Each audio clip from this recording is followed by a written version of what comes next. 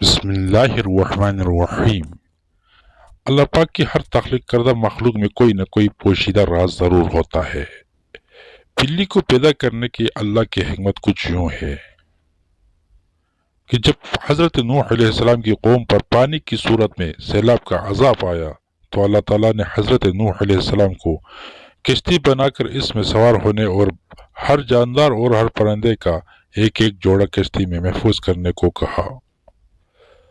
تو حضرت نوح علیہ السلام نے اللہ کے حکم کی تعمیل کی۔ کشتی پانی میں تھی اور اس دوران کشتی میں چوہے پیدا ہو گئے۔ انہوں نے کشتی میں موجود تمام اناج اور غلہ خراب کرنا شروع کر دیا۔ اس کے ساتھ ساتھ کشتی کو کاٹنا شروع کر دیا، جس کی وجہ سے کشتی میں پانی داخل ہونے کا خدشہ پیدا ہو گیا۔ تب حضرت نوح علیہ السلام نے اللہ تعالیٰ سے دعا کی کہ پروردگار مجھے ان چوہوں سے نجات دلاؤ۔ اس وقت اللہ عز و جل نے حضرت نوح علیہ السلام کو حکم دیا کہ کشتی میں موجود شیر کی پیٹھ پر ہاتھ پھیرو۔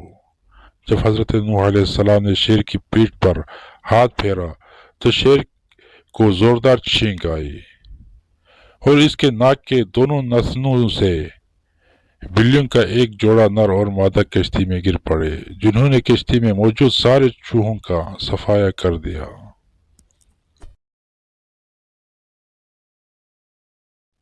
ناظرین، اگر آپ لوگوں نے ابھی تک ہمارے چینل کو سبسکرائب نہیں کیا تو برائے مہربانی سبسکرائب کریں۔